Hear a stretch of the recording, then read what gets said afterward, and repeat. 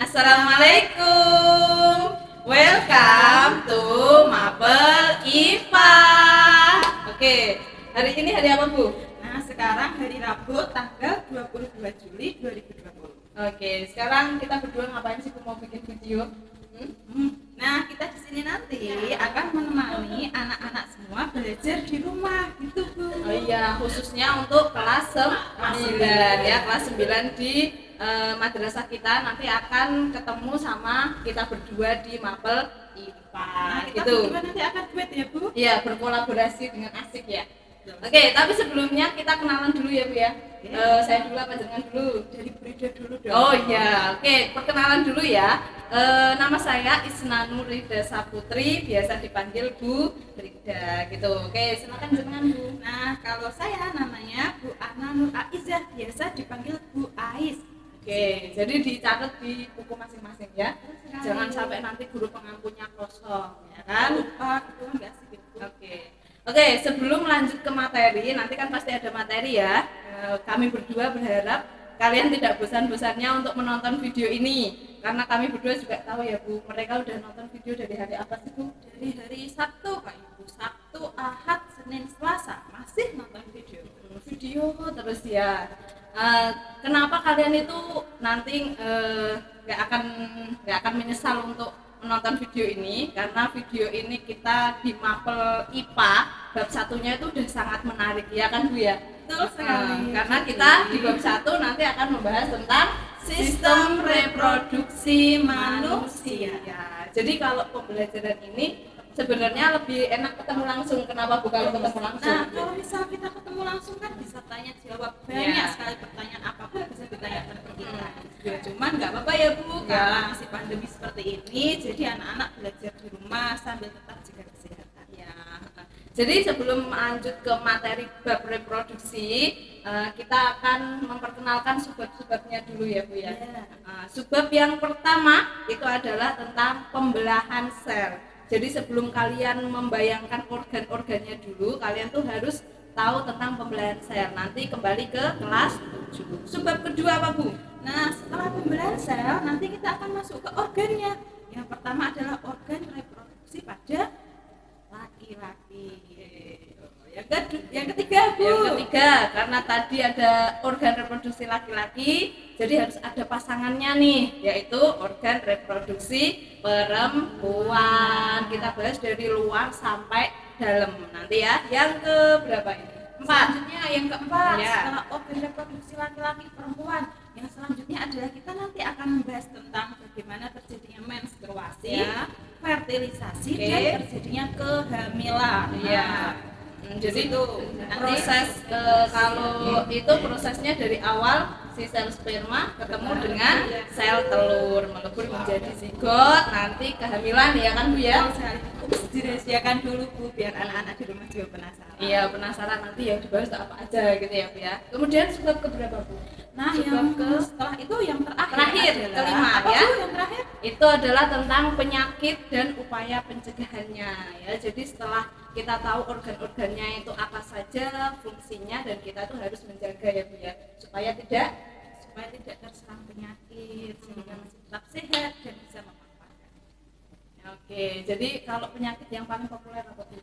Nah, untuk PMS, penyakit menular seksual itu, Bu, yang sering kita dengar adalah HIV.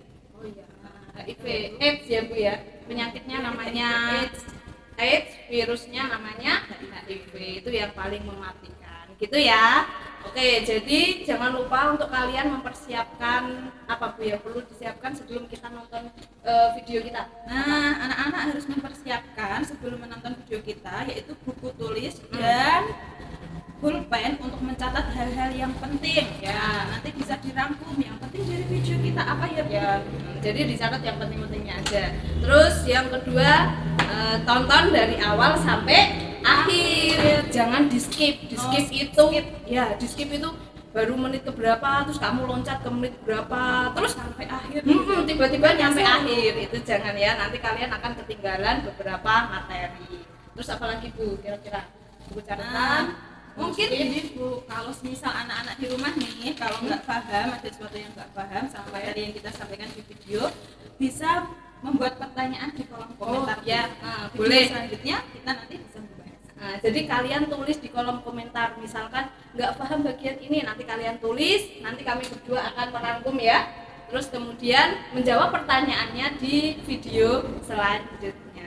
Cukup ya Bu kayaknya? Nah cukup perkenalannya, tapi jangan lupa untuk mendukung atau mensupport channel YouTube Madrasah kita untuk video semuanya yang diupload, untuk di like, kemudian Komen dan subscribe. Terima kasih. Oke, kita langsung ke bab pertama ya. Tadi udah disebutkan yaitu tentang sistem reproduksi manusia. Tapi sebelum itu kalian harus tahu mengenai pembelahan sel dulu. Mengulas materi kelas 7, masih ingat nggak tentang sel? Yaitu unit terkecil dari makhluk hidup. Jadi tubuh kita itu setiap harinya memproduksi sel atau sel itu memperbanyak dirinya itu berjuta-juta. Nah, kenapa kok dia itu bisa banyak? Yang asalnya dia satu sel saja kemudian nyampe menjadi bertriliun-triliun. Nah, itu karena dia memperbanyak dirinya dengan cara membelah. Jadi pembelahan sel itu ada dua cara. Yang pertama itu adalah pembelahan mitosis, yang kedua ada pembelahan meiosis. Ya, mungkin di sini nanti kalian akan mendapatkan istilah-istilah yang baru kalian dengar ya. Yang pertama tadi apa? Tentang pembelahan mitosis, yang kedua pembelahan meiosis.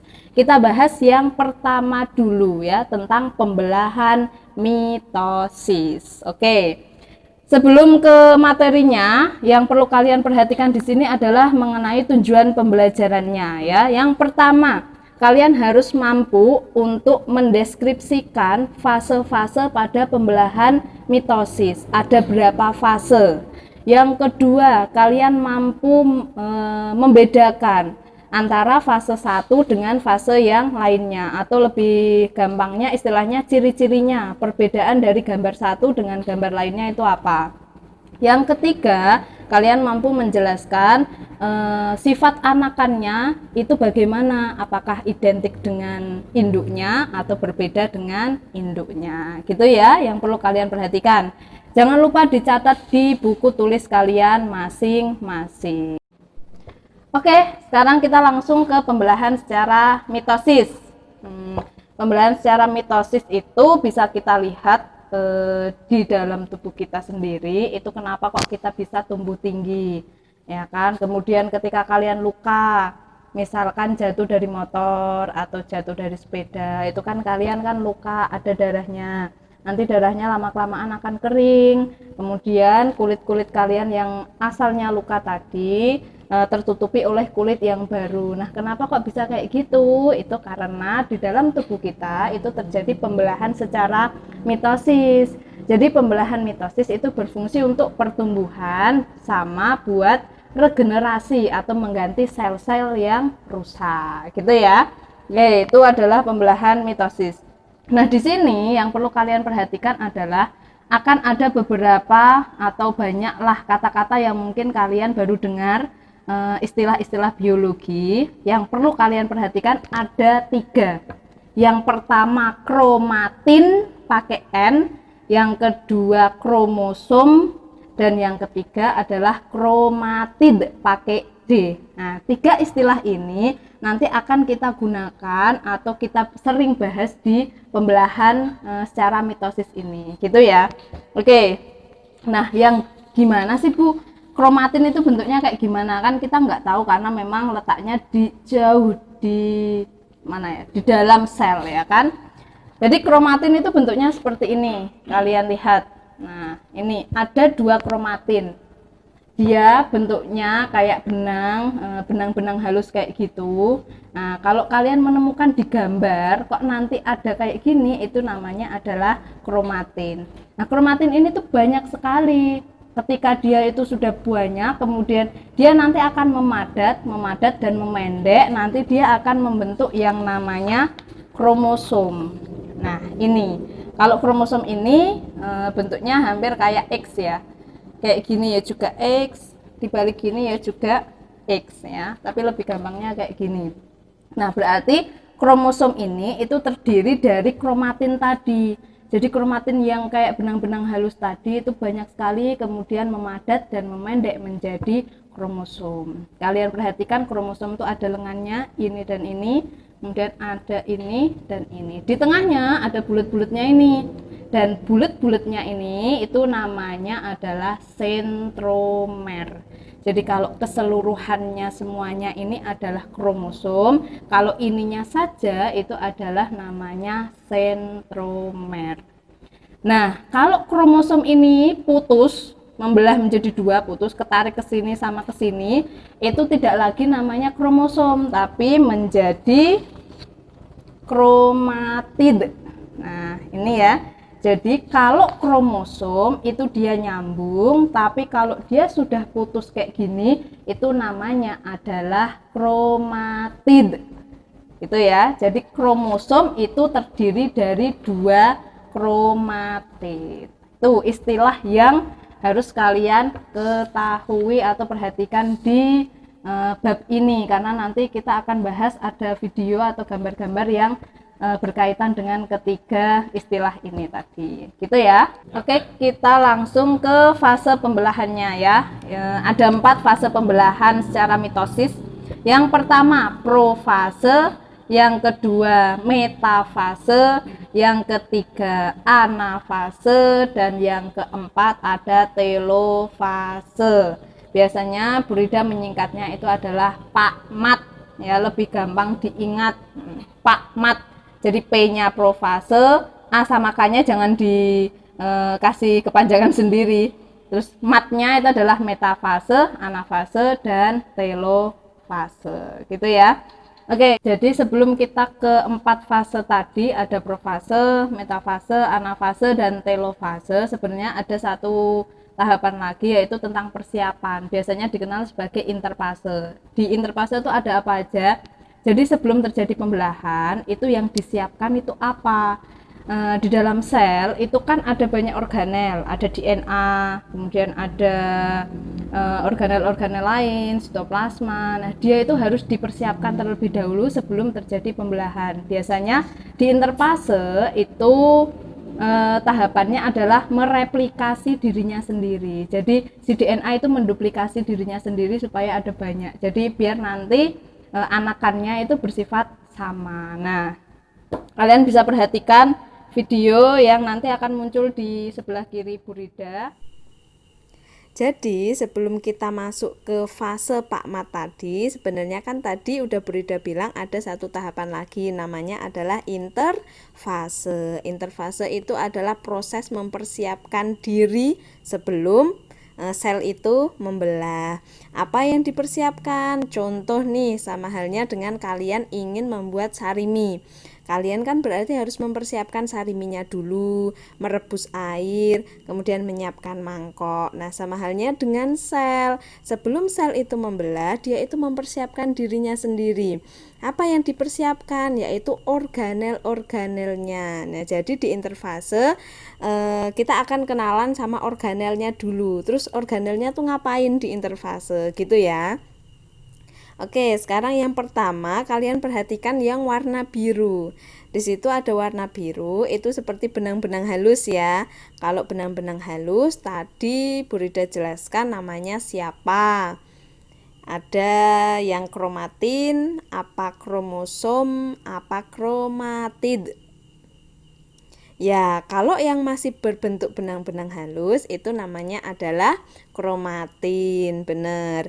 Kemudian sampingnya itu ada lingkaran warna kuning ya, kecil.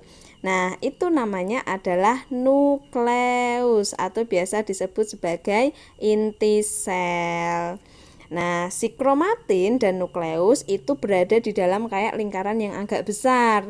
Lingkaran yang agak besar itu namanya adalah membran inti, gitu. Kemudian kalian lihat di pojok itu kayak ada benang-benang juga tapi warna kuning. Nah, benang-benang itu warna kuning namanya adalah benang spindle. Nah, benang spindle itu menempel atau melekat pada sentrosom. nanti bedakan antara sentrosom dengan sentromer ya. Jadi di sentrosom itu di dalamnya lagi itu ada yang namanya sentriol gitu. Oke. Nah, di dalam interfase apa yang terjadi? Dia itu menduplikasi dirinya sendiri atau bereplikasi dirinya sendiri menjadi banyak. Jadi ada DNA itu bereplikasi dirinya sendiri. Kayak ini. Kromatin dia memperbanyak dirinya sendiri kan? Nah, dari asalnya sedikit menjadi banyak. Nah, proses ini itu dinamakan dengan interfase. Jadi kalau kalian melihat gambar sel yang seperti ini masih berbentuk kromatin, nukleusnya itu yang kuning kecil itu masih ada, membran intinya juga masih ada, benang spindle dan sentrosomnya masih berada di samping, maka gambar ini itu adalah tahapan interfase. Nah, kalau sudah interfase berarti kita nanti akan masuk ke fase Pak Mat. Yang pertama yaitu adalah profase. Apa yang terjadi di profase? Kalian perhatikan kromatinnya nanti lama-kelamaan akan memadat dan memendek menjadi kromosom. Nah, di kromosom tadi ada yang namanya sentromer. Kalian perhatikan nanti nukleus dan membran intinya lama-kelamaan melebur, ya kan, menjadi tidak terlihat. Dan nanti benang spindle sama sentrosomnya nanti akan menuju ke arah atau ke kutub yang berlawanan, yang satu di atas dan yang satu di bawah. Nah, kalau kalian melihat gambar yang modelnya seperti ini adalah tahapan profase ya.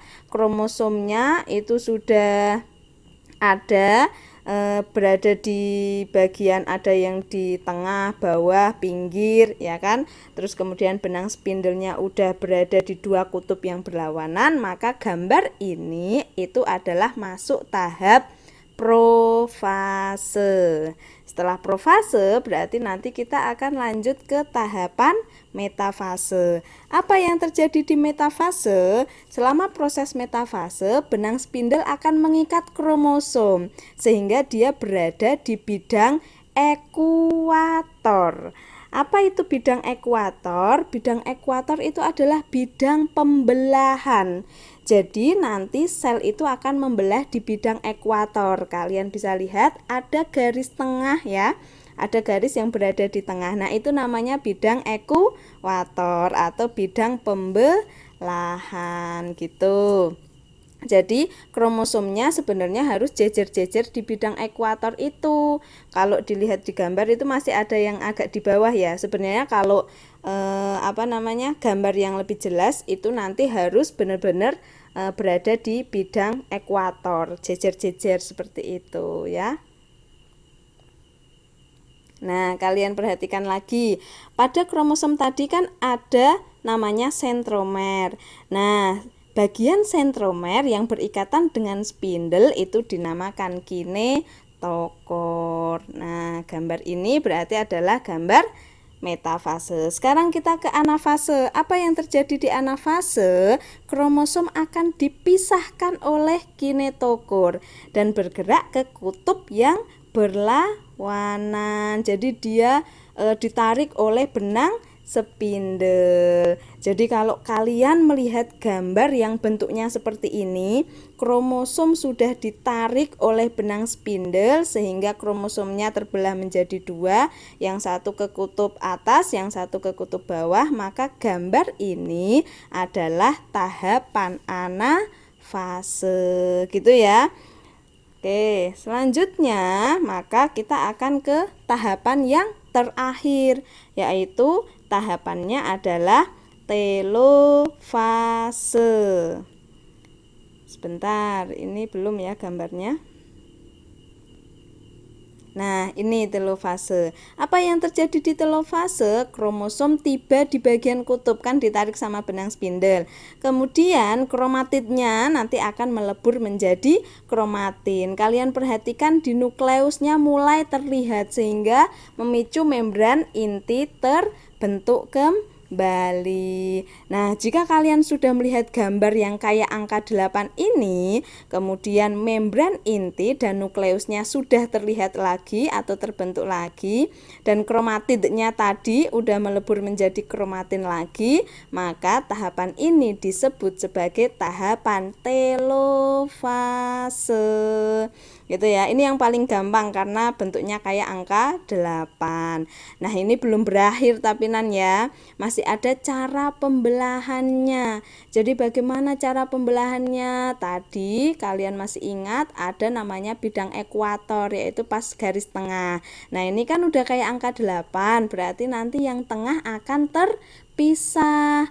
Nah, proses ini itu dinamakan dengan sitokinesis. Apa itu sitokinesis? Sitokinesis itu proses pemisahan sitoplasma sehingga nanti menjadi atau menghasilkan dua anakan. Nah, kalau kalian sudah melihat gambar yang seperti ini sudah terpisah, maka proses pembelahan secara mitosis selesai. Kenapa bisa selesai? Karena sudah ada hasilnya. Hasilnya apa? Dua anakan. Sekarang kita bahas ya sifat anakannya itu kayak gimana. Jadi sifat anakan hasil dari pembelahan mitosis itu sifatnya adalah diploid. Apa itu diploid? Diploid itu terdiri dari 2 set kromosom. Sama sifat anakannya juga itu identik. Identik itu sama dengan induknya gitu. Itu adalah penjelasan dari tahap interfase sama ke Pak profase, metafase, anafase, telofase. Selesai. Oke, kalian sudah menonton video dari awal sampai akhir ya, sudah mendengarkan penjelasan Bu Rida juga dari awal sampai akhir. Sekarang kita waktunya untuk merangkum pembelajaran hari ini dari awal sampai akhir itu apa aja. Yang pertama, kalian harus bisa membedakan antara kromatin, kromosom, dan kromatid ya. Jadi kromatin tadi yang berbentuk apa? Berbentuk benang-benang halus. Kalau kromosom dia bentuknya adalah X, kayak bentuk X. Kalau kromatid itu berarti kromosomnya sudah terpisah menjadi 2. Itu yang pertama. Yang kedua itu adalah tujuan pembelahan mitosis. Atau pembelahan mitosis itu terjadi di mana? Nah, pembelahan mitosis itu terjadi di sel tubuh, berfungsi untuk pertumbuhan sama regenerasi sel rusak atau berfungsi untuk mengganti sel-sel yang rusak. Jadi misalkan kalian jatuh atau apapun itu kan ada luka. Nah, yang berfungsi untuk mengganti sel-sel rusak itu terjadinya pembelahan secara mitosis. Oke, yang ketiga yaitu tadi ada 4 fase. Tahapannya apa saja? Yaitu singkatannya PAKMAT ya. Profase, metafase, anafase, dan telofase. Dari keempat fase ini yang perlu kalian perhatikan adalah urutannya, jangan sampai terbolak-balik. Yang kedua adalah gambarnya. Jadi kalau gambar yang profase itu kromosomnya letaknya di mana? Kalau udah tahap metafase, kromosomnya itu udah berada di bidang ekuator atau bidang pembelahan. Kalau yang anafase, kromosomnya sudah ditarik oleh benang spindel sehingga dia terpisah menjadi kromatid. Kalau yang telofase ini yang paling gampang karena bentuknya kayak angka 8 gitu ya. Nah, itu yang perlu kalian perhatikan. Kemudian selanjutnya adalah anakannya. Jadi kalau sudah terjadi pembelahan itu kan berarti menghasilkan anakannya. Anaknya pada fase pembelahan mitosis itu anaknya menghasilkan berapa anak? Yaitu ada 2 anakan ya. Sifatnya adalah diploid. Diploid itu terdiri dari 2 set kromosom ya. Sifat anakannya identik dengan induknya. Itu yang perlu kalian catat atau kalian perhatikan lebih jeli di materi pembelahan secara mitosis. Sekarang berarti pembelajarannya sudah selesai. Untuk pembelahan secara meiosis kita ketemu di video atau pertemuan minggu depan. Terima kasih. Wassalamualaikum warahmatullahi wabarakatuh.